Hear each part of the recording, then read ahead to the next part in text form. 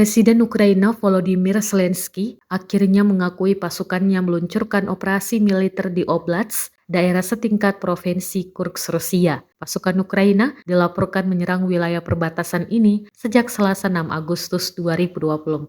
Pertempuran antara pasukan Ukraina dan pasukan Rusia di Kursk dilaporkan masih berlangsung hingga hari ini. Pasukan Rusia dilaporkan sempat kewalahan sebelum bantuan datang untuk mempertahankan wilayah di bagian barat daya negara itu. Diketahui, Kursk letaknya di bagian barat. Kota ini memiliki jumlah penduduk sekitar 400.000 jiwa. Pada saat Perang Dunia II, terjadilah sebuah pertempuran besar di Kursk dan pertempuran tersebut dianggap sebagai pertempuran tank terbesar selama Perang Dunia II.